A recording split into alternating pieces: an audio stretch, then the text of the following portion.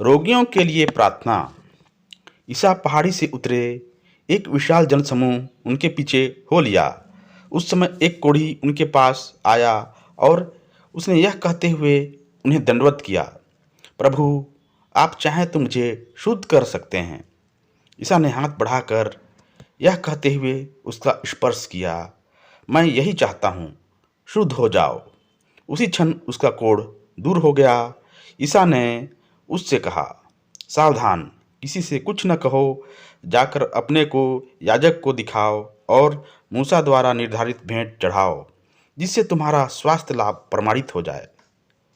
ईसा कफरनहूम में प्रवेश कर ही रहे थे कि एक शतपति उनके पास आया और उसने यह निवेदन किया, प्रभु, मेरा नौकर घर में पड़ा हुआ है, उसे लकवा हो गया है और वह घोर पीड़ा सह रहा है।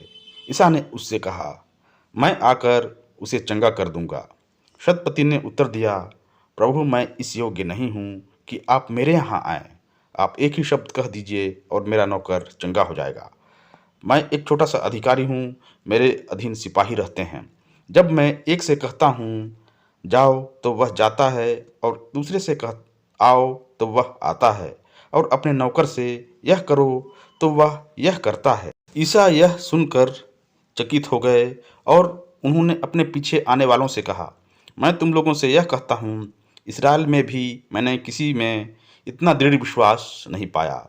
मैं तुमसे कहता हूँ, बहुत से लोग पूर्व और पश्चिम से आकर इब्राहिम, इसहाक और याकूब के साथ स्वर्ग राज्य भोज में सम्मिलित होंगे, परंतु राज्य की प्रजा को बाहर अंधकार में फेंक दिया जाएगा। वहाँ लोग रोएंगे और दांत पीसते रहेंगे। शतपति से ईसा ने कहा, जाइए, आपने जैसा विश्वास किया है वैसा ही हो जाए। और उसी घड़ी उसका नौकर चंगा हो गया।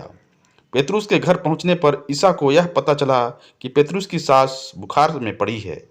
उन्होंने उसका हाथ स्पर्श किया और उसका बुखार जाता रहा और वह उठकर उनके सेवा सत्कार में लग गई।